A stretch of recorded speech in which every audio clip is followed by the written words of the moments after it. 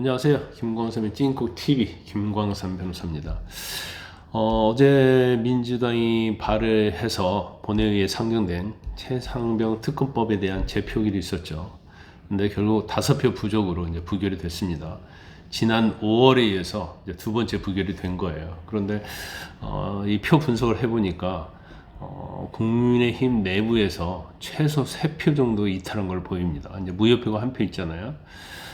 그런데 민주당이 이제 세 번째 또 최상병 특검법을 발의하겠다. 이제 이런 지적이 나오기 때문에 앞으로도 이제 최상병 특검법과 관련해서는 굉장히 또 많이 시끄러질 것 같습니다. 지금 이번 특검법이 이제 부결됐으면 이제 자동 폐기되는데, 이거 언제까지 최상병 특검법을 다시 발의해서 가져갈 것인지, 과연 민주당이 민생이랄지 이제 정책법안이랄지 이런 거에 관심이 있는지, 계속 뭐 특검법, 탄핵, 또 방송사법 이런 것들을 계속적으로 제조하는 공장처럼 보여요. 그래서 단지 정정에만 관심이 있지, 민생에는 관심이 없고 국민이나 국가에는 관심이 없다. 저는 이제 그런 생각을 합니다. 그래서 그러한 것들이 어제 제가 속보로 말씀드린 여론조사에도 좀 나타나고 있지 않는가 싶어요. 그런데 중요한 것은 최상병 특검 법안이 뭐 악법이든 뭐 정치의 쟁점 법안이든 간에 일단 민주당이 포기하지 않고 있잖아요. 그러면 한동훈 대표가 전당대회를 통해서 제3자 특검 추천안을 제시를 한 적이 있잖아요. 그러면 민주당에서 다시 제3자 특검 추천안이랄지 아니면 뭐 독소조항을 뺀 그런 추천안을 또 발의를 했을 때 또 이제 어떻게 됐느냐, 이제 이런 문제가 좀 있어요. 이번에는 뭐 명백하게 안철수 의원만이, 국민의힘의 안철수 의원만이 뭐 찬성을 한 걸로 보이지만 결국 이탈표가 있었잖아요.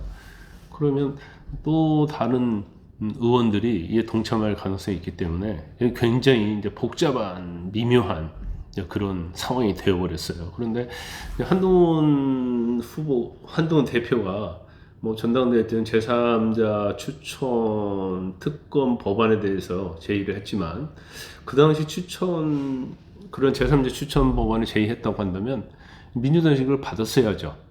그러면서 재표결로 가지 않고 이와 관련된 법안을 발의했다고 한다면 뭐 한동훈 비대위원장은 당연히 약속을 지켜야 할 의무가 있다고 저는 봅니다. 그런데 거부하고 자신들이 만든 독소조항이 있는 그런 법안을 밀어붙여서 결과적으로는 부결이 됐잖아요.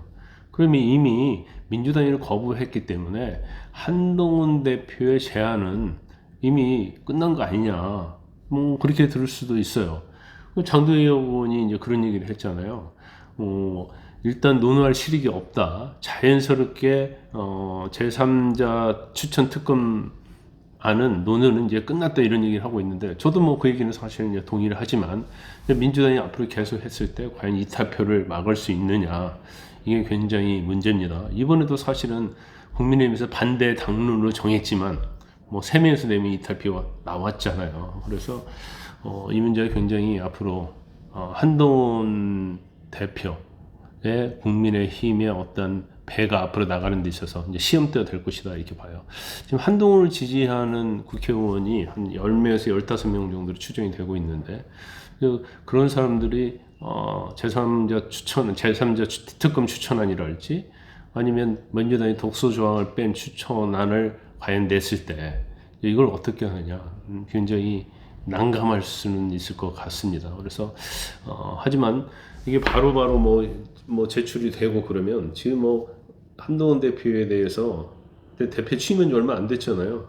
그러면 이런 걸로 계속 한동훈 대표를 압박했을 때 상당히 여러 가지 좀 문제점이 많이 있을 것 같습니다. 그래서 이걸 어떻게 슬기롭게 대처를 할지, 특히 이거에 대해서 긍정적으로 생각했을 때 이제 친윤과 갈등, 뭐 엊그제 대통령과 어떤 만찬을 통해서 상당히 관계가 회복됐는데, 이런 부분을 어떻게 극복해 나가고 어떻게 대처해 나갈지, 이것은 결국 한동훈 대표의 역량에 달려 있다고 봅니다.